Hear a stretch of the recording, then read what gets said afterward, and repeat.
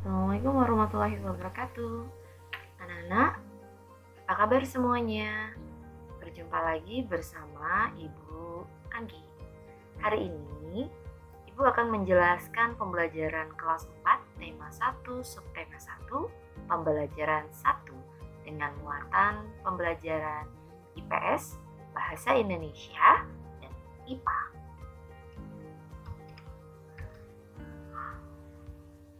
Negara kita, Indonesia, memiliki ribuan pulau dengan beragam suku yang didiaminya. Setiap suku memiliki tarian, rumah adat, bahasa, agama, serta budaya daerah yang berbeda-beda. Perbedaan itu menjadikan negara Indonesia kaya dengan keanekaragaman yang membanggakan. Semuanya berada dalam satu negara kesatuan Republik Indonesia, NKRI. Nah, apa yang harus kalian lakukan dengan keberagaman bangsa kita? Perhatikan gambar di samping. Apakah yang ada di benak kalian saat melihat gambar tersebut? Indonesia adalah negara yang sangat beragam budaya, agama, dan bahasa daerahnya.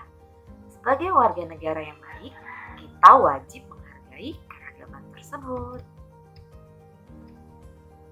Negara Indonesia adalah negara kepulauan. Indonesia mempunyai banyak pulau yang terhampar dari Sabang sampai Merauke. Setiap pulau memiliki suku, bangsa, dan budaya yang berbeda-beda. Bagaimana keragaman di Indonesia? Keberagaman budaya dan adat istiadat di Indonesia tampak pada bahasa daerah, rumah adat, pakaian adat, kesenian daerah, senjata tradisional, dan makanan khas daerah. Nah, seperti ini. Ada bahasa daerah, ada rumah adat, ada kesenian daerah, ada makanan tradisional, ada upacara adat, kain tradisional, dan senjata tradisional. Bisa dilihat gambar-gambar yang telah Ibu berikan. Di situ kita bisa melihat banyak ragam budaya Indonesia. Anak-anak juga bisa menambah ilmu pengetahuan dengan membaca teks yang telah disiapkan pada buku paket tema 1 keberagaman budaya bangsaku. Di sana pada halaman 4 hingga 6 ada keterangan teks yang menjelaskan tentang masing-masing keberagaman budaya.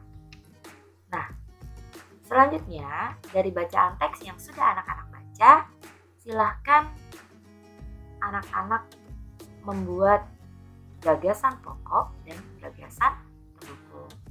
Pada tiap paragraf yang anak-anak baca, itu adalah rangkaian kalimat yang disusun secara berurutan sehingga membentuk satu pikiran utama. Setiap bacaan biasanya terdiri atas beberapa paragraf. Setiap paragraf memiliki gagasan pokok yang diperkuat oleh gagasan pendukung. Apa itu gagasan pokok dan gagasan pendukung? Gagasan utama atau gagasan pokok adalah ide utama yang dibahas dalam suatu bacaan. Bisa berupa kalimat inti atau paragraf pokok. Gagasan utama letaknya bisa di awal, akhir, atau awal dan akhir paragraf. Gagasan pendukung adalah uraian atau tambahan informasi untuk gagasan pokok. Perhatikan teks berikut. Kalor merupakan salah satu bentuk energi yang dapat berpindah dari benda yang bersuhu lebih tinggi ke benda yang suhunya lebih rendah. Kalor dapat menaikkan atau menurunkan suhu. Semakin besar kenaikan suhu, maka kalor yang diterima oleh benda semakin besar. Sebaliknya, jika semakin kecil kenaikan suhu, maka kalor yang diterima semakin sedikit. Oke, gagasan pokoknya apa? ada di awal kalimat. Kalor merupakan salah satu bentuk energi yang dapat berpindah dari benda yang bersuhu lebih tinggi ke benda yang suhunya lebih rendah. Selanjutnya, gagasan pendukungnya adalah kalimat-kalimat yang ada di bawahnya. Di sini Ibu hanya memberikan 2 contoh. Yang pertama, kalor dapat menaikkan dan menurunkan suhu. Yang kedua, semakin besar kenaikan suhu, maka kalor yang diterima semakin besar juga. Selanjutnya, sebagai anak Indonesia, kalian harus bangga terhadap keberagaman yang ada. Kita juga harus menghormati perbedaan yang ada di lingkungan kita. Menghargai perbedaan merupakan wujud dari semangat persatuan dan kesatuan. Nah, alat musik yang ada di Indonesia termasuk salah satu keberagaman yang ada dimiliki oleh tiap-tiap daerah. Nah, tiap daerah itu memiliki alat musik yang berbeda-beda.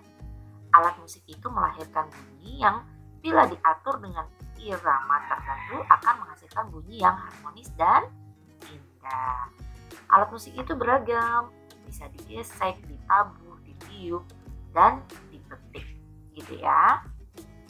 Nah, anak-anak, bunyi itu apa sih? Bunyi adalah sesuatu yang dapat kita dengar.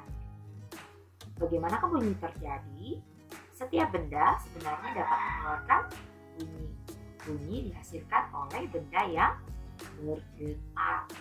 Nah, kemudian selanjutnya, getaran tersebut menyebabkan energi bunyi di udara. Energi bunyi merambat di udara hingga ke telinga kita.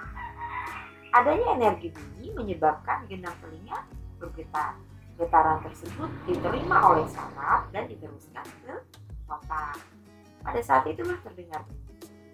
Nah, kemudian anak-anak, syarat terdengarnya bunyi itu ada 3 macam. Yang pertama, ada sumber bunyi. Yang kedua, ada medium atau udara. Dan yang ketiga, ada pendengar. Nah, seperti itu ya anak-anak ya.